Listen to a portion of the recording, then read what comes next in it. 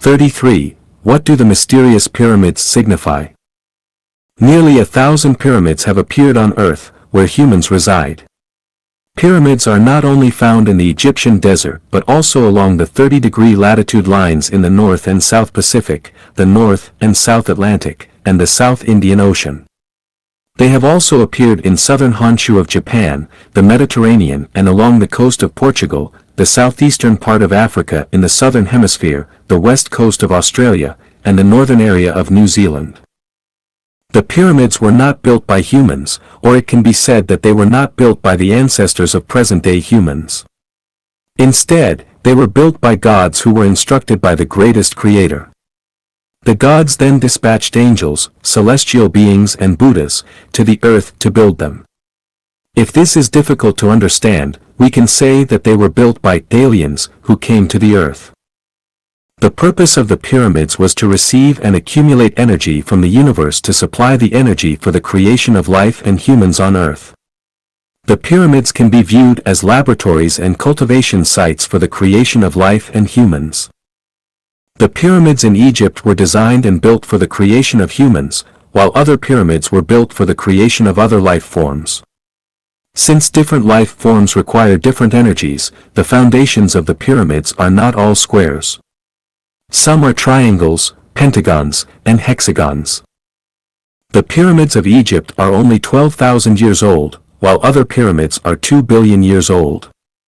To understand how the pyramids were built and why they were built along the 30 degrees north and south latitude, please refer to the articles, The Origin of Life and The Origin of Humanity. When I was an English teacher in a secondary school, I taught my students an article about the pyramids that was in the textbook. At that time, I had not yet awakened, but the mysteries of the pyramids, especially the transportation of the huge stones weighing several tons and the tightness of the gaps between the stones, left me puzzled. When it was said that hundreds of thousands of Egyptians spent decades building the Khufu pyramid, I held a skeptical attitude. Later, a series of events that occurred to me, scenes in my dreams, and strange fragments that appeared in my consciousness when I was contemplating, finally made me awaken. Suddenly, the origin of the universe, the origin of the greatest creator, the origin of life, the origin of humanity, 36-dimensional spaces, and so on surged out like a tide. Once these things came out, I was no longer myself. A powerful force compelled me to act according to its consciousness. I now feel like a robot, like a servant. I have to write, keep writing, only by outlining what is in my head can I feel at ease. Otherwise, it will drive me crazy. Regarding the pyramids, I collected an article from King Yeonju for everyone to contemplate and analyze. The full text is as follows. There are about 80 scattered pyramids on the west bank of the lower Nile River. They are the tombs of ancient Egyptian pharaohs, kings. Egyptians call them Burimus, pyramids, meaning high. From all sides, they are an isosceles triangle with a smaller top and a larger bottom, very similar to the Chinese character, gold, so people vividly call them pyramid. An incredibly complicated project. The greatest pyramid is the tomb of the pharaoh Khufu of the 4th dynasty. Built around 2700 BC, the pyramid is 146.5 meters high, equivalent to a 40-story skyscraper. The foundation of the pyramid is a square, and the length of each side is 230.6 meters. The pyramid covers an area of about 52,900 square meters. The Great Pyramid was built with approximately 2.3 million stones of different sizes. The lightest stone weighed 1.5 tons, and the average weight was about 2.5 tons, with a total weight of approximately 6.848 million tons. If we were to use trucks with a carrying capacity of 7 tons, it would require 978,286 trucks. If we were to connect these trucks end to end, the total length would be 6,200 kilometers, which is longer than the distance from Hainan Island in southern China to Mo in the north, or from the Pamir Plateau in the west to Shanghai in the east. Along the banks of the Yangtze River, the trucks would stretch from the Tuachuo River in the upper reaches to the Wusong entrance in the lower reaches. The second largest pyramid, just 3 meters shorter than the Great Pyramid, is the Khafre Pyramid, which is accompanied by a huge stone sculpture, the Sphinx with a human face and a lion's body. According to legend, in 2610 BC, the third pharaoh of the 4th dynasty of Egypt, Khafre, inspected his almost completed tomb and found a large abandoned boulder in the quarry. He ordered the stonemason to carve the statue according to his own face. The statue is 22 meters tall and 75 meters long. It wears a Nemes crown. On its forehead, there is a relief of a cobra. Under its chin, it is trailing a beard more than 5 meters long. The statue is stately and mysterious. When Napoleon occupied Egypt in 1798, he ordered the Sphinx to be bombarded with gunfire. However, it remained unmoved, but for a few broken beards, which are now preserved in the British Museum. According to Napoleon's rough estimate, if the stone pieces of the 3 neighboring pyramids of Khufu, Khafre, and Menkaure were used to build a stone wall 3 meters high and 1 meter thick, it could encircle the entire France. Where did the massive number of stone pieces come from? Investigations show that ordinary stone pieces might have been quarried locally, but the 115,000 pieces of top-quality white limestone used on the outer layer might have been obtained from the quarry on the east bank of the Nile. The granite in the tomb chamber might have been quarried from Aswan, 500 miles away. Mining, transportation, river transport, and shore operations required not only a large number of stonemasons, construction workers, transport workers, and sailors, but also a considerable number of engineers, construction supervisors, managers, and a military force with sufficient suppression capabilities, which are also essential. Moreover, they needed to eat, wear clothes, live, and consume, which required a large service staff. Of course, this does not include the elderly, women, and children who are weaker in labor, nor does it include monks and nobles who gain without labor. According to an estimate, a national workforce of 50 million people would be needed to support such a construction project.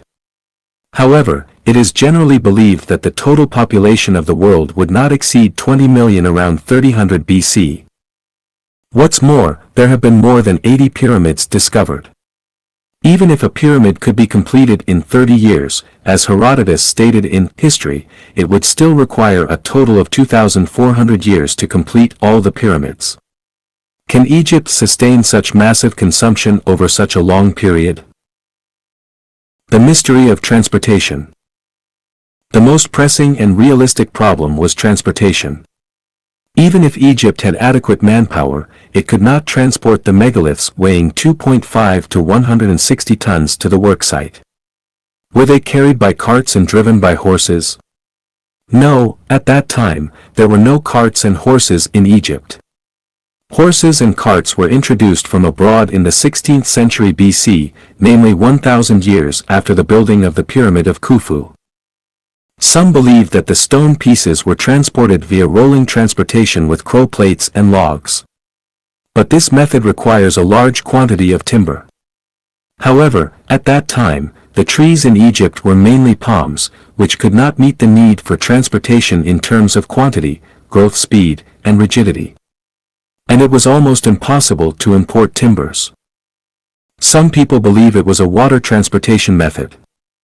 In 1980, the inspector of the Giza Antiquities in Egypt, Hawass, conducted rock core sampling and discovered a rock quay at least 50 meters deep, which may have been excavated during the 4th dynasty of Egypt as a port. Later, someone discovered a canal that connected the port. However, without pulleys, winches, or advanced lifting equipment, it would have been even more difficult to transport such bulky giant stones downhill, onto ships, and onto the shore than to move them on land. Moreover, there was a drop of at least 50 feet between the water surface and the rocky shore. And the pyramid on the west bank of the Nile had to use stones from the east bank of the Nile. Apart from land and water transportation, could they have used air transportation? This is truly a mystery. A French industrial chemist studied the pyramids from a chemical and microscopic perspective and believed that the stone blocks were not solid, but were composed of a mixture of substances such as limestone, rocks, and shells. Because the adhesive used had strong adhesive force, it was almost impossible to distinguish whether it was natural stone or artificial stone. This certainly solves the problem of transportation difficulties appropriately. However, as further evidence, the discovery of a 2.5 centimeters long human hair in the stone blocks is not enough, and this outstanding adhesive is not only not recorded in ancient books, but also has not been analyzed by modern means by the chemist. The mystery of construction. Legend has it that Imhotep, the designer and architect of the pyramid, was the first talent in history to transcend his time. His talent surpassed the time to such an extent as to cause natural amazement and suspicion. It was extremely difficult to turn a gigantic protruding rock into a 52,900 square meter foundation of the pyramid. They completed the survey and construction of the foundation without the help of graders, power equipment, and modern measurements. The four hemlines of the foundation have a discrepancy of less than 20 centimeters, and the error rate is less than 1,000th. There is only a difference of 1.27 centimeters between its heights in the southeast corner and northwest corner, and the error rate is less than 1/10,000th. The force position error between its east-west axis and north-south axis is no more than 5 arcseconds. They did not have units of measurement except for the arm's length, 300 arms lengths equal approximately 155 meters, as a measurement unit. It is really puzzling how they could construct with such accuracy. To ensure the pyramid's lasting, the designers did not use a single pole or nail to avoid hidden trouble since wood is liable to decay and iron is susceptible to rusting.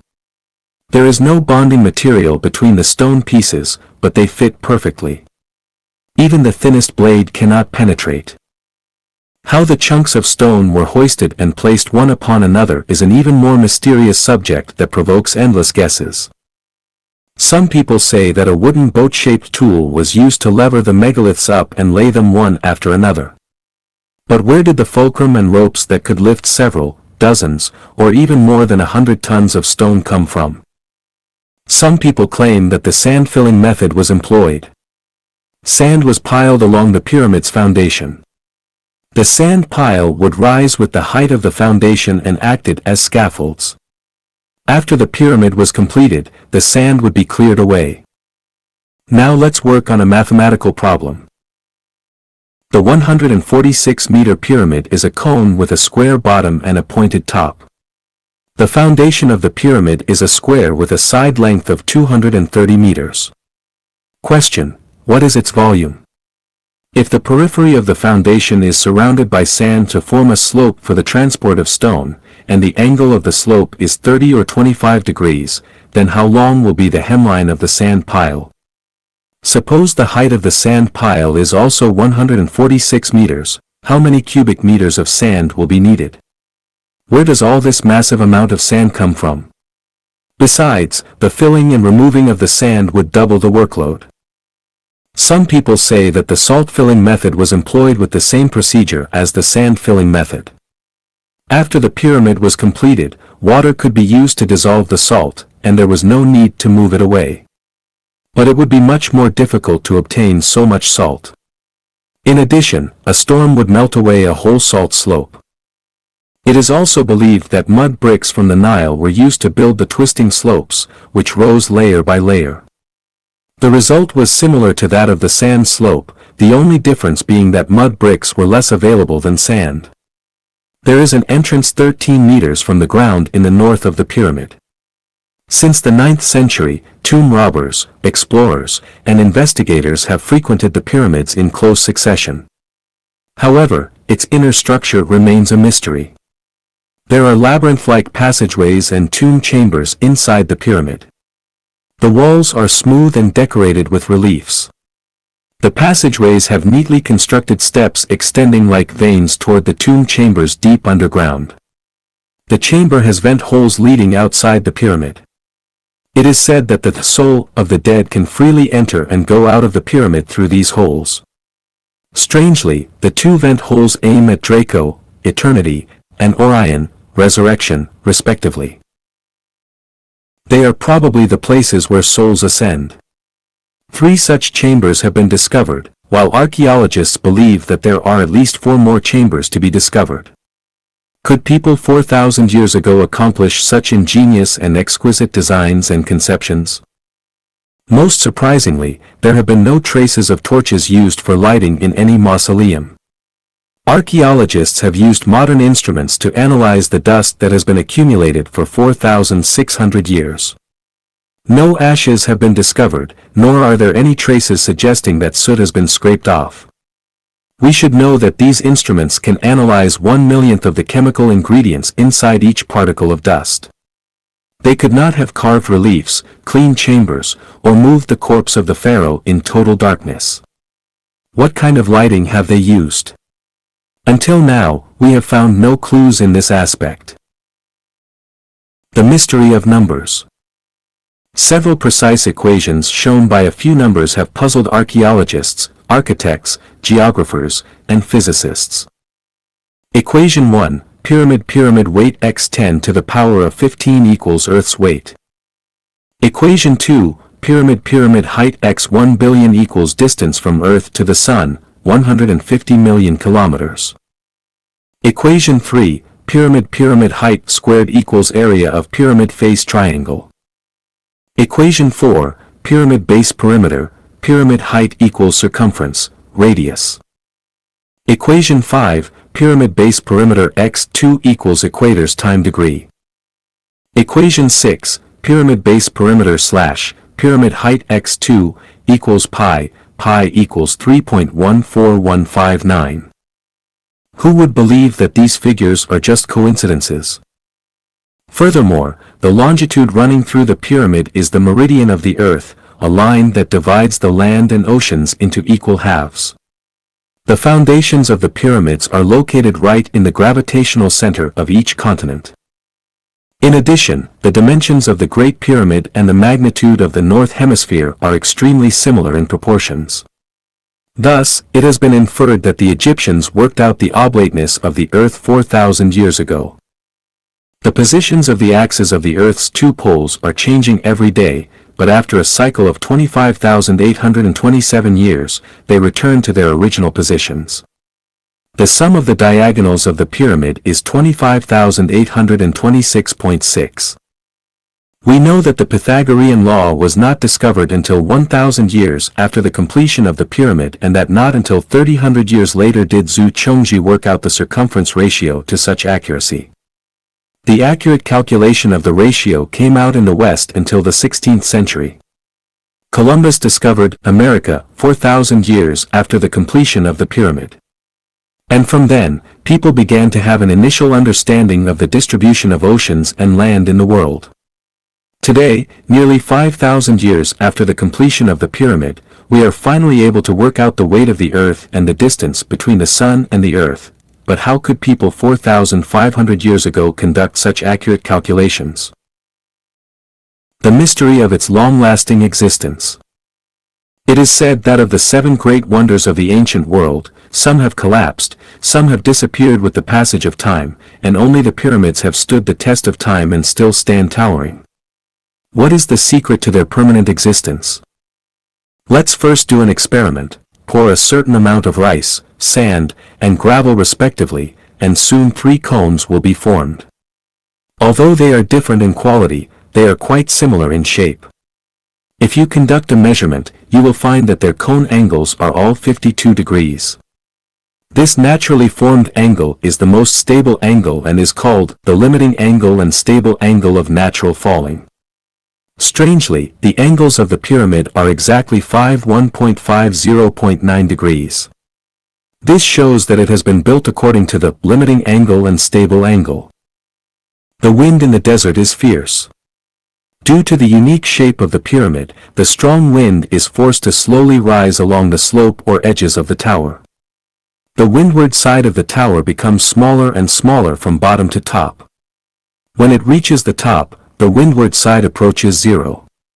This unique shape, which uses softness to overcome hardness, minimizes the destructive power of the wind.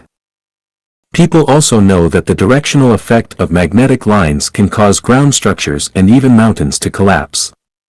This pyramid is located at the center of the magnetic lines, and it moves with the movement of the magnetic lines and the Earth. Therefore, the amplitude it experiences is extremely weak, and earthquakes have little impact on it. The mystery of the stability of the pyramid lies in its 52-degree angle, pyramidal shape, and synchronous movement with the magnetic lines. But who can tell us how the ancient people 4,500 years ago knew that a 52-degree angle was a stable angle? How did they know to use a pyramid shape to resolve desert storms? And how did they know to lay the huge foundation of the tower at the center of the magnetic lines? Microwave resonating cavity and cosmic wave. Man is mortal, but why did they dedicate so much labor and wealth to building a storeroom for a carcass? Are there any other reasons except for the king's luxury and extravagance? Yes, there are. Scientists' research indicates that the shape of the pyramid has enabled it to store a strange energy, which can cause the carcass to rapidly dehydrate and speed up mummification. The dead can thus wait for the resurrection sometime in the future. If a rusty metal coin is placed in a pyramid, it will soon become shiny and glittery. If a glass of fresh milk is placed in the pyramid and taken out 24 hours later, it will still be fresh and delicious.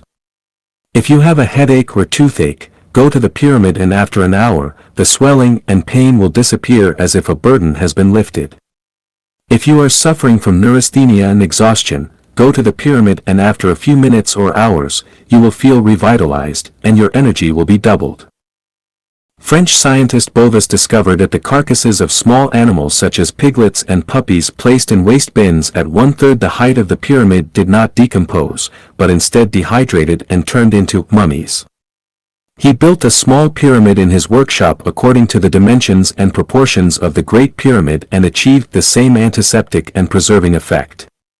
These small pyramids for home use were once popular in the United States for preservation and experimentation purposes. Czech radio technician Karl Delbar created the pyramid blade sharpener based on Bovis's discovery and was awarded a patent by the Czech government in 1959. The Egyptian scientist Healy also did an experiment. After having put the bean seeds in the pyramid for some time, he found that the sprouts were 5 times longer, and the chlorophyll was 5 times more. In 1963, biologists at the University of Oklahoma determined that the Egyptian princess Manat, who had been dead for thousands of years, still had viable skin cells on her lifelike body. The most hair-raising story comes from Dr. Masou, an Egyptian archaeologist who announced that when he opened the stone door of an ancient tomb 27 feet below the Valley of the Kings after 4 months of excavation, a large gray cat covered in dust arched its back and hissed fiercely, pouncing towards the people.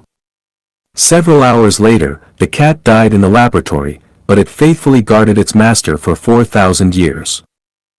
Some scientists believe that the structure of the pyramids creates a good microwave resonance cavity. The heating effect of microwave energy can sterilize and dehydrate the body, and the cavity can fully play the role of microwave. But how did the pharaohs 4,000 years ago know how to use microwaves? Other scientists believe that any building can absorb different cosmic waves according to their external shapes. The granite in the pyramid has a battery-like effect, absorbing and storing various cosmic waves, while the limestone outside the pyramid prevents the diffusion of cosmic waves. The supernatural power generated inside the pyramid is the result of the action of cosmic waves. But how could the pharaohs 4,000 years ago know about cosmic waves and discover the relationship between cosmic waves and stone? Pharaoh's curses and nuclear waste. It is incorrect to think of the pyramid only as a source of life and energy. The pyramid also deters people from further exploration with its mysterious and frightening means. In 1922, people excavated the mausoleum of Tutankhamun, a king who died in the 18th century BC. The entrance to the grave bore the awe-inspiring inscription, "Any tomb robber will be cursed by Pharaoh." Scientists have traditionally dismissed the curse of the pharaohs as superstitious nonsense, yet repeated instances of misfortune and disaster have demonstrated the potency of these curses. One of the leaders of the excavation, Duke Karna, was bitten by a mosquito and suddenly died of a carbuncle. Then a visitor named Jules drowned, while the railway magnate Mr. Amridge died of pneumonia. A journalist who used an X-ray camera to photograph the mummy of the king died of shock. Dr. Kent's assistants, Mike and Pitcher, died one after another under mysterious circumstances. Pitcher's father committed suicide by jumping off a building, and an 8-year-old child was accidentally killed by a funeral car. Within 3 years and 3 months of the excavation, a total of 22 people connected to the project died mysteriously. The Pyramid of Khufu also bears a terrifying inscription: "The wings of death shall fall upon those who disturb the pharaoh's peace." Dr. Ismail Taya, a professor at Cairo University, believes that there is a type of fungus called aspergillus in mummies' bodies. Infection with this fungus can cause inflammation of the respiratory system, red spots on the skin, and ultimately death due to difficulty breathing. The American Medical Journal once published an investigative report stating that out of 100 British tourists who had visited the pyramids, 40% died of cancer within 10 years, and they were not old. Moreover, those who were daring enough to climb to the top of the pyramid quickly experienced a state of coma and none survived. Recently, Professor Davidov from Barry University in Miami detected radiation decay in the pyramid. Apparently, this is the main reason why British tourists developed cancer. However, there is no such radiation outside the pyramid. It seems that the pyramid structure can prevent radiation leakage, so he put forward a new and bold hypothesis. The pyramids were nuclear waste storage facilities built by prehistoric extraterrestrials.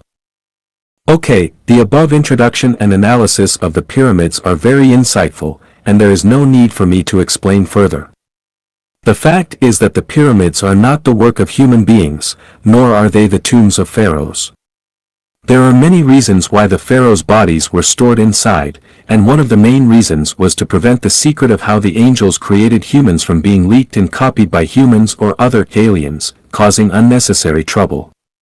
The pharaohs were the supreme beings among humans, and their bodies were stored in the pyramid, so people would not try to enter the tower out of respect, thereby protecting the secret from being leaked. So, what about the curse of the pharaohs?